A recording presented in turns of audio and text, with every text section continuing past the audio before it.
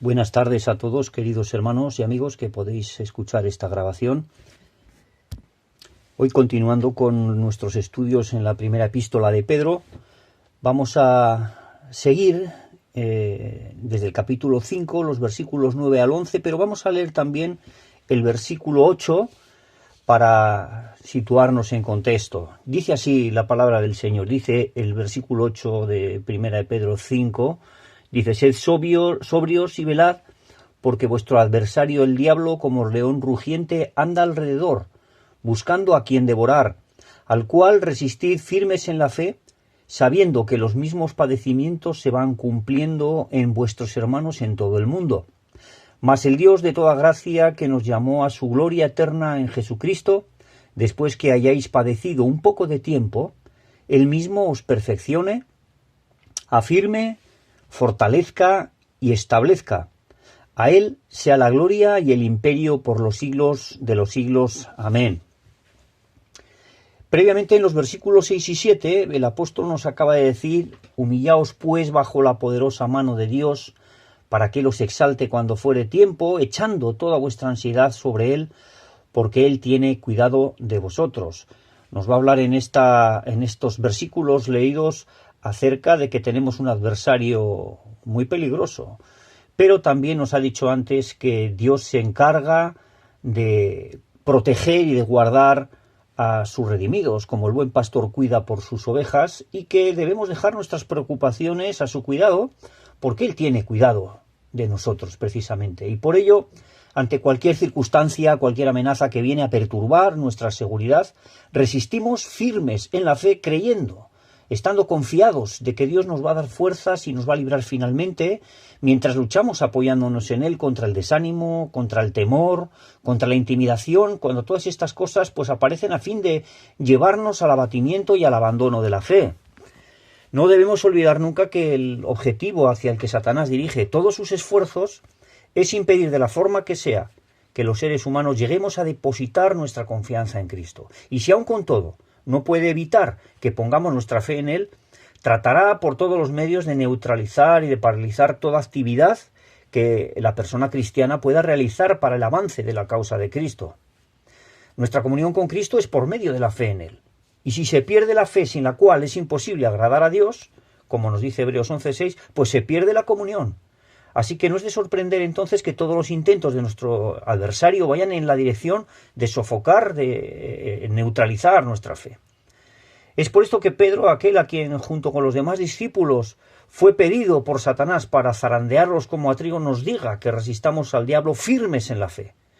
Porque él fue víctima de un fiero ataque por parte de Satanás y aprendió por experiencia lo que el Señor le enseñó, rogando al Padre por él. El Señor dijo en aquella ocasión en que Satanás lo pidió a él como a los discípulos ser zarandeados como a trigo, dijo lo siguiente: Señor, Simón, Simón, he aquí que Satanás os ha pedido para zarandearos como a trigo, pero yo he rogado por ti que tu fe no falte.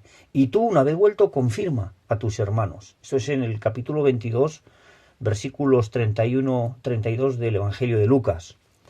Así que por maltrecha que pueda haber salido una persona de una situación penosa y aflictiva, si tiene su fe puesta en Cristo, la recuperación va a ser segura.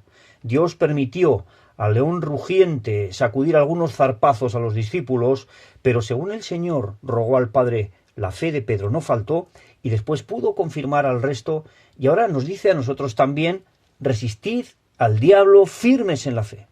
sabiendo que los mismos padecimientos se van cumpliendo en vuestros hermanos en todo el mundo. Justamente antes, en el versículo 8, el apóstol Pedro ha llamado nuestra atención a la sobriedad y a la vigilancia. Y nos ha advertido del peligro al que estamos continuamente expuestos en medio de este mundo de maldad al que pertenecíamos y del cual fuimos redimidos, rescatados al precio de la sangre de Cristo. Y es que tenemos un adversario invisible, lo que le hace aún más peligroso, pero un adversario muy real y que no le debemos de ignorar. Y Pedro le compara con un fiero león que está al acecho esperando el menor descuido de sus presas para asestarles sin contemplaciones su golpe mortal. Y es palpable la desigualdad de condiciones entre el depredador y sus víctimas. Él está en una gran ventaja con respecto a nosotros, pues Satanás es comparado con un león. Y la grey de Dios, como nos dice en el versículo 2 de este capítulo 5 de 1 de Pedro, se compone de ovejas. Así que diremos, ¿qué puede hacer una oveja contra un león? Pues absolutamente nada, si es que las ovejas fueran dejadas a librarse por sus medios de las garras del león. Pero gracias a Dios que este no es el caso, porque se nos llama a una resistencia activa contra este colosal enemigo. Nos dice al cual resistir firmes en la fe. Y quería detenerme un poquito en este asunto de resistir firmes en la fe, porque lo considero muy importante. Resistir a alguien o algo es mantener una posición en su contra. Yo me resisto a aceptar tal idea o tal cosa, es posicionarme contrariamente a esto. Y resistir firme, hacerlo con firmeza, es permanecer en una estricta determinación de no ceder ni un milímetro. La peligrosidad de nuestro enemigo, su astucia, no requiere menos que resistirle firmemente. Por eso es que se nos indica la posición también desde la cual hemos de resistirle. Y nos dice que es firmes en la fe. Debemos de recordar que Pedro ha venido mostrándonos una serie de aspectos que nos deben de caracterizar en nuestra vida y que son acordes a la fe que profesamos y en la que debemos mantenernos firmes, como estamos diciendo, y es para que podamos resistir eficazmente a nuestro adversario. Nos ha dicho que Dios resiste a los soberbios y que da gracia a los humildes, por lo que tenemos que permanecer en humildad. Humillaos pues bajo la poderosa mano de Dios, etc. También nos ha dicho que seamos sobrios, que vigilemos. La sobriedad está militando en contra de una actitud de despreocupación, y esta actitud permanente de humildad, de sumisión, de dependencia de Dios, esta vigilancia sobria, permanecer velando, vigilando, son imprescindibles si es que hemos de salir victoriosos. Santiago también en su epístola repite casi de idéntica manera estos conceptos. Él nos dice en el capítulo 4 de la epístola de Santiago, los versículos 6, 7 y 10, nos dice que Él da mayor gracia hablando de Dios. Por esto dice: Dios resiste a los soberbios y da gracia a los humildes. Y dice: someteos pues a Dios, resistid al diablo y huirá de vosotros. Luego también dice: humillaos delante del Señor y Él os exaltará. Bueno, en algunos ámbitos cristianos practican lo que se da en llamar hacer guerra espiritual, lo habréis escuchado en más de una ocasión, pero que carece del correspondiente énfasis en la indispensable sumisión en obediencia a Dios, que es la clave para que el adversario se vea forzado a huir. De nada sirve reprender al diablo a diestro y siniestro, patear el suelo, pasear en oración por las calles para limpiarlas de malas influencias espirituales y otra serie de prácticas estériles. La cadena de la victoria tiene 3 eslabones. Primero, someteos a Dios. Segundo, resistid al diablo. Y tercero, huirá de vosotros. Como falle la primera condición, el resto no se cumple. Si el eslabón parte por si la cadena parte por el primer eslabón, no se cumple el que el diablo escape corriendo, huya de nosotros, como dice este texto. Un enemigo tan colosal no puede ser resistido por seres humanos con fuerzas humanas. Se requiere de un poder superior que no está en nosotros. La resistencia es efectiva cuando se realiza desde la fe, pero no desde cualquier clase de fe, sino de la fe en Jesucristo, quien venció a Satanás y a sus huestes en la cruz del Calvario. Él es el que nos ofrece su imprescindible ayuda para que en nuestra batalla podamos salir airosos contra el diablo. Y no hay otro medio, no hay otra forma en esta lucha tan desigual que la fe en Cristo el Señor, de la que podamos salir victoriosos. Por eso es que el apóstol Pablo nos dice dónde está nuestra fortaleza. También nos lo dice en Efesios 6:10, dice, hermanos míos, fortaleceos, ¿dónde? En el Señor y en el poder de su fuerza. Y luego nos va a enseñar a continuación de una forma práctica a resistir a Satanás firmes en la fe. Él dice, vestíos de toda la armadura de Dios para que podáis estar firmes contra las asechanzas del diablo. Nuestra lucha no es contra sangre y carne, etcétera, sino contra seres espirituales, potestades, gobernadores de las tinieblas en este siglo, etcétera. Y luego dice, tomad, por tanto, toda la armadura de Dios para que podáis resistir en el día malo y, habiendo acabado todo, estar firmes. En este conocido pasaje encontramos la provisión que Dios ha dispuesto para nosotros para hacer frente a nuestro enemigo de una manera eficaz.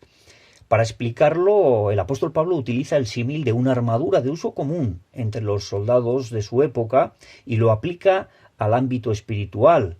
Es unos pasajes muy conocidos en Efesios 6, del 14 al 18. Estad pues firmes, ceñidos vuestros lomos con la verdad, vestidos con la coraza de justicia, calzados los pies con el apresto del evangelio de paz. Después dice, sobre todo tomad el escudo de la fe con que podáis apagar todos los dardos de fuego del maligno, y tomad el yelmo de la salvación y la espada del Espíritu, que es la palabra de Dios, orando en todo tiempo, con toda oración y súplica en el Espíritu, y velando en ello con toda perseverancia y súplica por todos los santos. Hay mucho contenido en este pasaje del que no podemos detenernos en detalle ahora, pero aquí se apela a diversos aspectos que en muchos casos quizás no sean tomados con el debido rigor en la actualidad, por muchos que dicen ser cristianos. Está hablando del cinturón de la verdad. La verdad, poco o nada importa a muchos la verdad en este tiempo, ¿verdad? Pero hemos de ser veraces, hemos de ser gentes de palabra. Esto va a traer dificultades en medio de un mundo de relativismo que ha perdido su brújula moral, que anda totalmente desorientado y sufriendo las duras consecuencias de no estar dispuesto a ceder ante la verdad. Porque prefiere dar rienda suelta a sus pasiones inmediatas, como aquel Esaú que menospreció reflexivamente su primogenitura a cambio de satisfacer su apetito, como leímos recientemente en Hebreos en el capítulo 12. Luego nos dice que hemos de estar vestidos con la coraza de justicia, a la lealtad de ser veraces. En nuestras palabras ha de seguir la rectitud de nuestra conducta. Palabras y acciones han de ir de la mano. ¿Quién habitará en tu tabernáculo, oh Señor? ¿Quién morará en tu monte santo? El que anda en integridad y hace justicia y habla verdad en su corazón. Salmo 15, 1 y 2. Aquí enlaza la justicia y la verdad conectadas en este pasaje.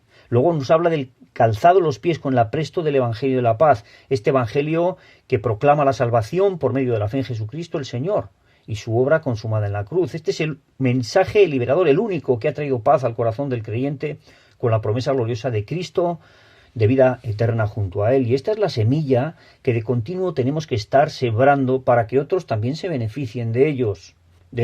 Y así es como lo desea y lo ordena también el Señor, para que la luz verdadera se vaya abriendo paso en medio de las tinieblas espirituales que hay en este mundo. Al vivir conforme a la verdad, practicando la justicia y publicando el Evangelio, estamos en abierta oposición a los valores contrarios a Dios que hay en este mundo. Por lo tanto, es seguro que vamos a encontrar resistencia y por eso es necesario que tomemos el escudo de la fe con el que podamos apagar todos los dardos de fuego del maligno. Estos tienen por objeto sofocar nuestra confianza en Cristo, como dijimos al principio, de neutralizar nuestro servicio al Señor, de sembrar dudas en medio de las situaciones de lucha y de perplejidad que nos vamos encontrando. También se nos dice por esto que tomemos el yelmo de la salvación, porque tenemos la promesa de vida eterna. Esto protege nuestra mente contra la idea de abandonar la batalla de la fe en medio de la feroz presión del sufrimiento prolongado, de frustraciones que serían intolerables si es que no tuviéramos ante nuestros ojos la promesa de que la oscuridad y el dolor de la vida presente no son para siempre para los hijos de Dios, sino que la noche va a dar lugar a una gloriosa mañana perpetua en la presencia de nuestro Salvador y de nuestro Señor Jesucristo. Y aún hay más provisión para la batalla, porque el cristiano no está llamado a pelear con sus manos ni con sus fuerzas naturales, sino con el poder de la palabra de Dios. No es una pelea contra hombres ni mujeres, sino a favor de nuestros semejantes, ya sean amigos o enemigos. La batalla es dialéctica. Se trata de adquirir destreza en el uso de la espada del Espíritu, que es la palabra de Dios. Nos dice en 2 Corintios 10, 4 y 5, porque las armas de nuestra milicia no son carnales, sino poderosas en Dios para la destrucción de fortalezas, derribando argumentos y toda altivez que se levanta contra el conocimiento de Dios y llevando cautivo todo pensamiento a la obediencia a Cristo. Y para conocer la voluntad de Dios y estar en perfecta sintonía con Él y poder actuar en consecuencia, pues nada puede sustituir a un buen entendimiento de la palabra de Dios, donde su voluntad se revela. Por eso es que Pablo rogaba por la iglesia de Colosas, pero es aplicable a la iglesia en general. En Colosenses 1, versículos 9 y 10, dice que seáis llenos, oraba porque seáis llenos del conocimiento de su voluntad en toda sabiduría e inteligencia espiritual. ¿Para qué? Pues para que andéis, como es digno del Señor, agradándole en todo, llevando fruto en toda buena obra y creciendo en el conocimiento de Dios. Todas estas, dijéramos, este equipamiento, esta armadura espiritual, sí, es para que podamos resistir firmes en la fe. Es dicho de otra manera, con esto puesto, con esas actitudes activas en nosotros, estamos resistiendo al diablo firmes en la fe. Y a esto debemos añadir una permanente dependencia de Dios en comunión con Él, por medio de la oración, porque nos dice después que debemos estar orando en todo tiempo, con toda oración y súplica en el Espíritu, y velando en ello con toda perseverancia y súplica por todos los santos.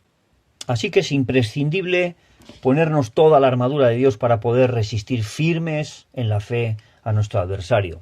Y nos dice además el apóstol Pedro más, dice que los mismos padecimientos se van cumpliendo en vuestros hermanos en todo el mundo. Hemos dicho que la resistencia genera oposición, y la oposición va a venir acompañada de padecimientos. El horno de la prueba que purifica nuestra fe, por el cual hemos de pasar, y del que Pedro también ya nos ha hablado en el principio de esta epístola, comparándola con el oro, pues incluye oposición universal a toda la Iglesia por parte de Satanás. El león rugiente, en su oposición, pues provocará sufrimientos en la Iglesia. Así ha sido a lo largo del tiempo.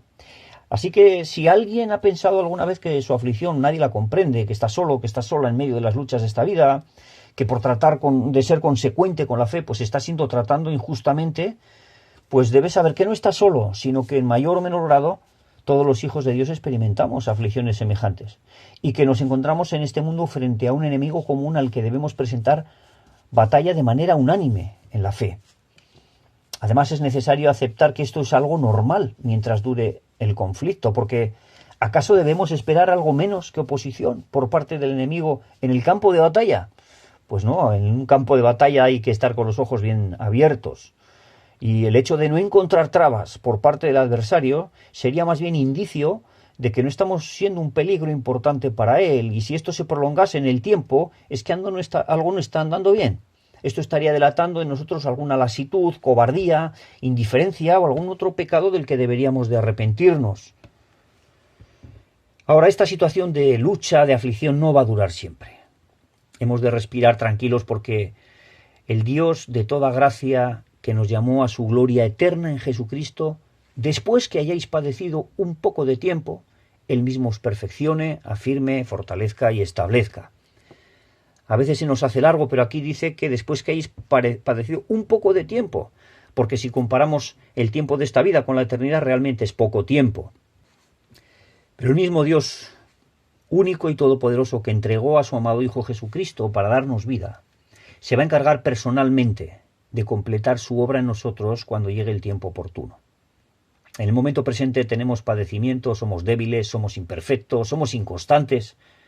Le fallamos al Señor en muchas ocasiones, tropezamos además con frecuencia en las mismas piedras. Y esto es motivo también de tristeza, de frustración y de dolor. Pero tenemos que llenarnos de esperanza, porque lo que en nosotros ahora es imperfección va a dar paso al perfeccionamiento que Dios obrará en sus hijos. La inestabilidad, la inconstancia van a dar paso a la firmeza, a una plena confirmación como hijos amados de Dios. Por parte de Dios mismo, la debilidad va a dar paso a la fortaleza. Y va a terminar nuestra transitoriedad y nuestro peregrinaje por un mundo donde nos sentimos como peces fuera del agua. Y esto para ser establecidos en las moradas eternas que Cristo ha preparado para sus redimidos y que me recuerdan las palabras de Cristo a la iglesia de Filadelfia. Apocalipsis 3, 11 y 12. He aquí, vengo pronto, yo vengo pronto. Retén lo que tienes, para que ninguno tome tu corona. Y al que venciere, yo lo haré columna en el templo de mi Dios, y nunca más saldrá de allí. Seremos establecidos, de manera que no seremos movidos de la presencia del Señor. ¡Qué esperanza de gloria tan grande! El Dios de toda gracia que nos llamó a su gloria eterna en Jesucristo. No podemos abarcar toda la grandeza que contienen estas palabras.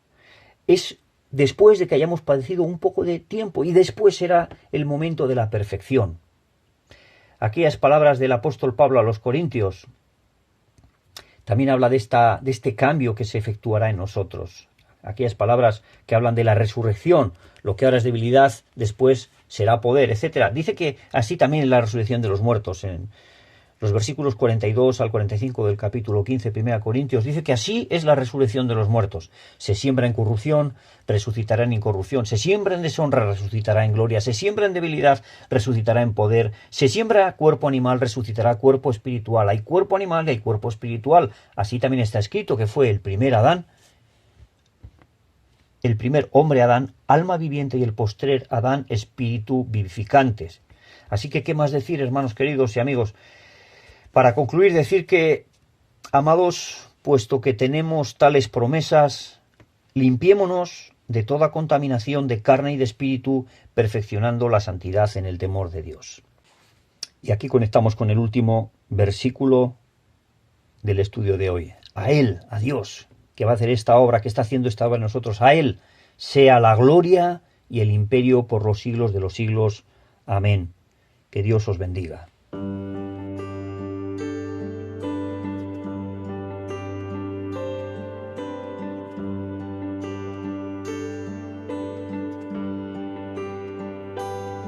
Sientes que el mundo está roto, más profundas las tinieblas.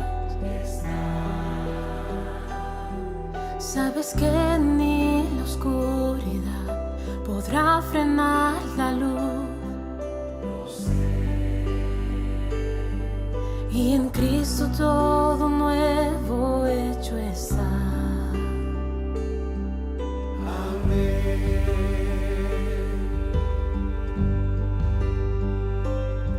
La creación está gimiendo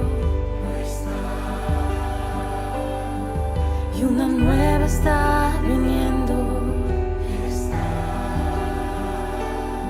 Sabes que la gloria del Señor nos alumbrará.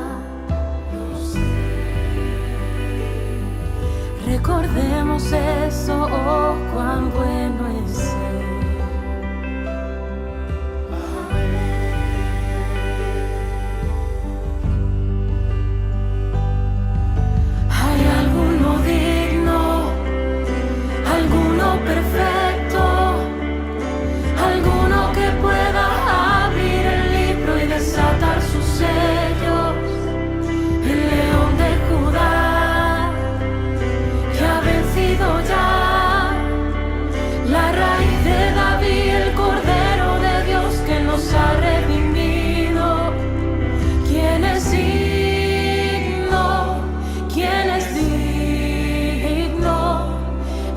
Gloria, la honra y la bendición.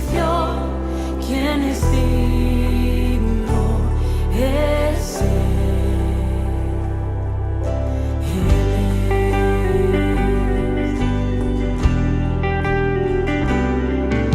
Dios Padre nos está amando.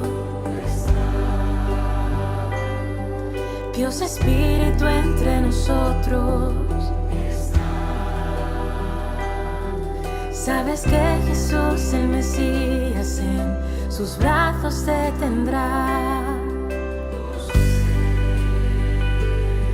Entre nosotros Él de nuevo habitará.